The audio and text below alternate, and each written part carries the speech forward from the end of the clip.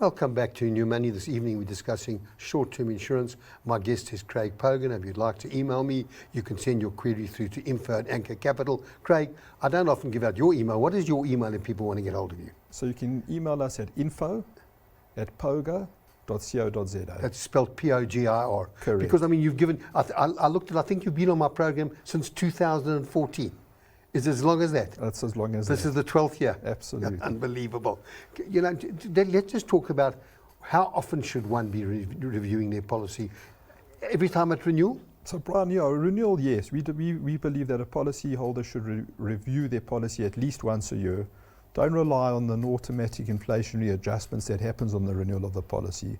Have a look at your covers. Have a look at the items that you're listing. Some items appreciate, 10, 15, 20%. So make sure, in our view, to review your policy at least a minimum of once a year. So let's talk about jewellery kept in a safe deposit bank.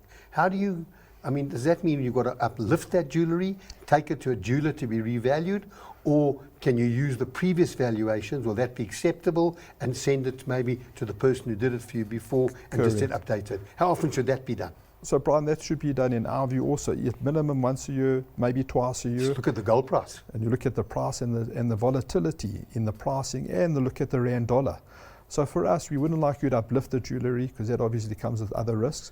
But if you take that valuation and you submit it to the jeweler, and this asks them to update it based on today's current values, that helps. And we suggest that you do that once a year as a minimum. So let's just talk about goods jewellery being kept in a safe deposit box. Let's talk about when should you be calling, when you're taking it out, when should you be calling your broker or in contacting your insurance company to say, I'm removing that jewellery, and when do you, and then does it just cost you for that period of time while it's outside the safe deposit box? Yes, absolutely, Bryan. So advising your broker when that item has been removed or taken out for whatever reason, and for that period that you actually taken out, because the risk is different. That's material to an insurer. That it's no longer kept in that environment, it's moved out and taken out with you, and unfortunately it's rand for risk. The more risk, the more rand that you'll have to spend. But more importantly, give your broker sufficient time prior to you taking that item out of the safe to advise the insurers. Craig, we've spoken about the responsibility, but one of the areas that concerns me is where claims are repudiated, particularly the storm damage, and where it's maintained that the client has not looked after their property and repudiations come about. So Bryan, we are dealing with a lot of claims where the insurance companies are disputing or looking at the claim as a result of maintenance, checking to see that the roofs have been maintained, that there's no cracked tiles on the roof. Insurers, policyholders, it's their responsibility to maintain and upkeep their property. These storms are seasonal. You need to make sure that your gutters are all cleared of debris. You need to make sure that your roof and all your ceilings and all have been maintained. There's no cracked tiles or tiles haven't shifted. Because at claim stage, if you haven't done those or haven't maintained your home, the insurance companies unfortunately will either reject the claim or your claim will be paid partially. Yeah. And look, you as my broker, I know I get letters from you from time to time saying, are you doing this, are you doing that? I think that's critical. People don't remember, they've always said short-term insurance is a grudge purchase, and they pay, it comes off every month, and they don't think about it going forward. But let's get on to some emails. Colin in Port Elizabeth says, why are motor insurance premiums increasing even for clients with good claims records when the replacement value of their vehicle decreases each year? How do rising vehicle parts costs act as a major pressure point in overall repair expenses? So Bryan, cars are becoming, I think he answered his own question. He answered his own question, but I can tell you is that cars are becoming more advanced, more technology. That comes at a cost. The repairs and replacements of vehicles costs are increasing. Also, the demand for spares and parts are not always readily available. That also puts pressure on the cost of replacement and repairs. And then, unfortunately, some of our infrastructure also results in a volume of claims in terms of potholes and damages that are caused to vehicles. So all these have an effect on premiums, and also the lower the value of the car doesn't necessarily mean that the cost of repairs and replacements are reducing in line with that. In fact, it's the other way. Cost of repairs and replacement of spares and parts are increasing year on year. Yeah. Craig, let's just talk about the sad part of that. Older cars, elderly people use their car from point A to point B, don't go much further, they have an accident. Have the insurance companies reduced the level of where they percentage that they're paying out in terms of total write-offs? So they haven't. They haven't reduced that percentage, but what we look at, Bryan, is because insurance on vehicles isn't about replacement of the vehicles. They pay at the retail value at the time of the accident. So what we look at those type of vehicles that are elderly is maybe tearing down or gearing down in terms of comprehensive, maybe look at third-party fire and theft or third-party only insurance.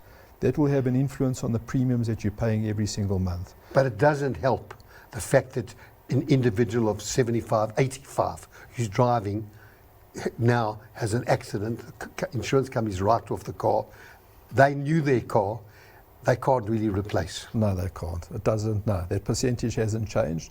And that's why I suggest maybe looking from comprehensive to third party and fire and theft, because the chances are write-off are not great on those lower value vehicles. I had a client recently who had a car last week. The damage was 165,000.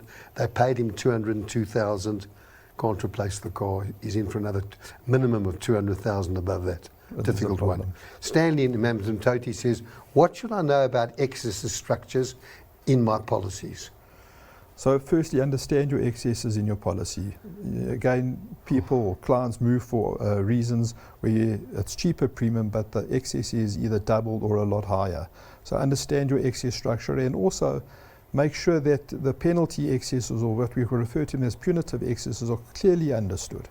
So just make sure that you understand your excesses, and if you have any questions or queries, chat to your broker. Let your broker talk you through and advise you on these excesses. Now, look, I must tell you, not many people read a policy, but I can tell you it's quite sometimes complicated to actually get to the bottom line of excesses, because there's excesses per class, and then total, and then extra excesses and all that. You did make the comment that if you want to reduce premiums without reducing cover, take on some excesses. Give an example, Craig. So Bryan, very often under the homeowners and householders section of the policy, your excesses are 500, 750 Rand, sometimes 1,000 Rand.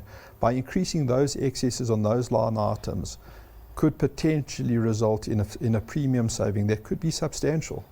As long as you know that those are the excesses and you could afford it at claim stage. You don't want to have an excess that is thousands of Rands and then you have a burst geyser and you don't have the disposable income to pay for that. Craig, so just make sure someone's got an excess of 1,000 goes to 5,000. Will it be meaningful? Definitely, absolutely. Every underwriter discounts it, so we couldn't give you a percentage, no. But I can tell you that it is definitely value in having a look at that. Yeah. Should ask your broker. And then Nigel in Kempton Park says, in your experience, what are the top reasons that claims get rejected? Well, you spoke about non-maintenance of your property. Correct. Material disclosure, telling the insurance companies, disclosing your previous claims history, things like security at home, all of those items that need to materially be disclosed to your underwriter are also key.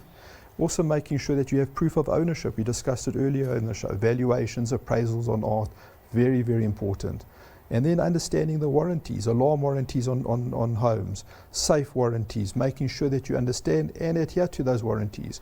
Leaving your home unoccupied without switching on your alarm and having a burglary, the insurance companies will not pay you in the event of a claim because that's a warranty on the policy. So those are very, very important items that you need to understand, and those are the issues that we deal with. Craig, explain the safe warranty. Someone keeps jewellery in their safe, they go out for a night, come home, leave it on the... So the intention of the safe warranty under the householder section of the policy is that, Bryan, is to keep your valuable items over a specific value in the safe at home. So the insurance companies will say, well, don't leave a fancy diamond ring in a cupboard, put it in a safe, take the responsibility, and that's the intention of that safe warranty. But with different underwriters, have different limits and different warranties that apply. So again, speak to your broker, understand the limit of the items that need to be kept in the safe, and also the category of the safe. Just understand exactly what type of safe you need to have at home. Okay. Then Charles in Dunkhill says, please explain what is meant by compliance certificates and how can this affect a claim? Very I've never important heard of that, again. So Bryan, if you're installing solar system at home, it's key to have electrical compliance certificate. Also, if you're doing any alterations or adjustments to your home, build-ons, making sure that you have all the sign-offs in place. Again, you mentioned electrical compliance certificates. If you have gas at home, gas certificates. All of these compliance is key and critical for the insurers at underwriting. So you need to make sure that you continuously maintain your home. It's part of the maintenance, and have all the valid certificates at hand, which has become very important. Well, I think many people aren't aware of that. I mean, you think about the solar, you think about water tanks and all the other things you're doing. Okay, thank you for that, Craig. Very important for viewers. Please think carefully about that. Last email today, well, it looks like we aren't going to take the email from Kathy. Sorry about that, Kathy. I know these programs go so quickly.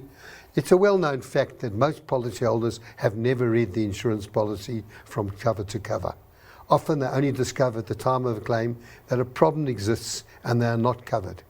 In my view, much of this responsibility lies with brokers to educate clients by 1, clearly explaining what the policy covers and what it does not.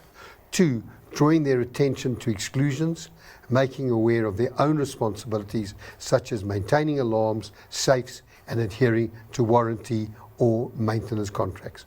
Craig, I'd like to thank you for joining me this evening. It's important to note that our program tonight is to provide information and should not be construed as advice. Next week's program, we'll be focusing on tax just before the budget, and if you need to get hold of me, my details will appear on the screen. Thank you for watching, and good night.